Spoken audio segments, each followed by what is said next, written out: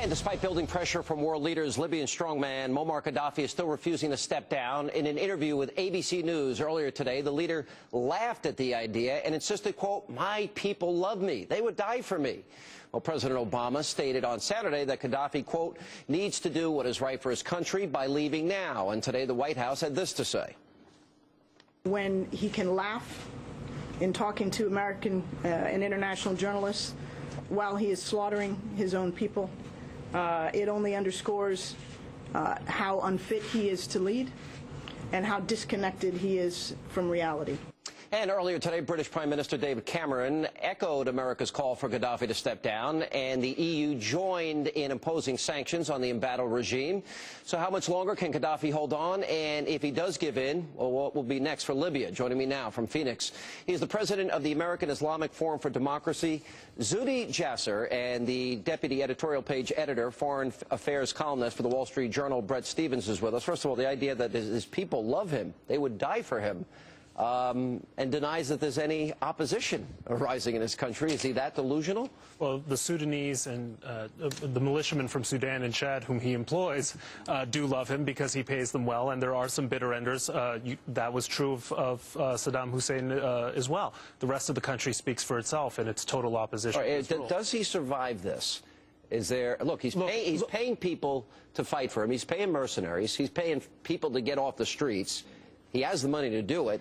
Sean, probably not, but remember, in 1991, after Operation Desert Storm, rebels in Iraq controlled 14 out of 18 provinces. We thought Saddam Hussein was finished.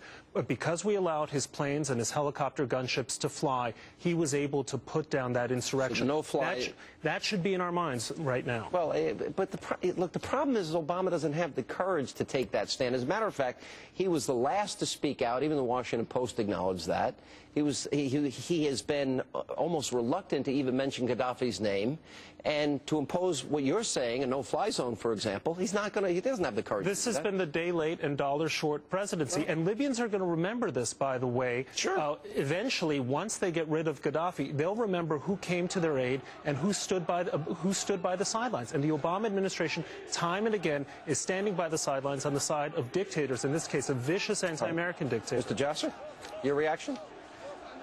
Yeah, I mean, I'll tell you, families like mine came to America because it stood for an idea. We need a president and a State Department that's going to stand not only against the actions of this demonic dictator, Gaddafi, but basically for the freedom and liberty of Libyans. They need to start getting on the ground and saying that we are going to be for an idea and make it clear what we stand for. And we didn't really do it in Egypt that well, and we're not doing it. And Libya is very different in that there's a consolidation of the military, and there's probably going to be an armed rebellion. There's people being slaughtered. I mean, if anywhere we can see we need a president and a State Department that's making it clear what we stand for, this is it. I think Brett is right here, that this administration has always been a day late and a dollar short. Would it be unfair in my mind, remember that Louis Farrakhan, who says this is all coming to America, that he and Jeremiah Wright went to visit Gaddafi back in 1984. Now, we know that this became President Obama's pastor. Is it wrong for me to think, and he's had wonderful things to say about him for years until it became convenient to throw him under the bus, is it wrong for me to think that this may be impacting the president's thought process? Well, I mean, those links, we have to see what the president does now and what he articulates. He's certainly not been clear about being against political Islam and the threat of theocracy. The Brotherhood actually stated they didn't want us in Libya, and it's interesting. I think that exposes their hypocrisy in that they don't want our influence there because they know, even though they're letting Libyans die, they know that we can help save the lives of Libyans being slaughtered by the Libyan government. But at the end of the day, the Islamists don't want us in there, and I hope our president can rise above the sense of putting his finger up and be a leader. You know, until just this January, I have here in my hands the UN Human Rights Council's report on human rights in Libya.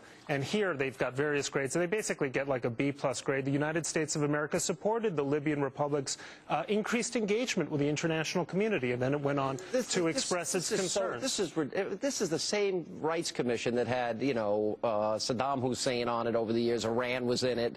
Libya, isn't it? You know, a lot of Western countries, Britain especially, was complicit in the rehabilitation of Gaddafi, and now they should be ashamed and embarrassed about what they did. We still can make up for it by recognizing the provisional government, jamming electronic broadcasts from Gaddafi so he can't communicate with his troops, enforcing a no-fly, no-sail zone. Right, but you know this isn't going to happen. This is the same president that can't even take, you know, Somalian pirate ships after they kill 4 Christian missionaries and blow them out of the water. Yeah, and when it's all over, and if it should end up more or less well, Obama's going to say, well, we think we got that right, just about right. We'll give you the last word.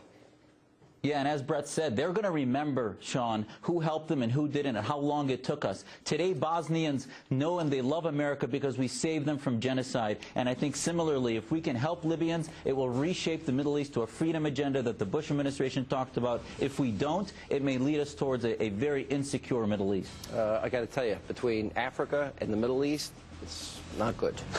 Let not your heart be troubled. When we come back, even that goes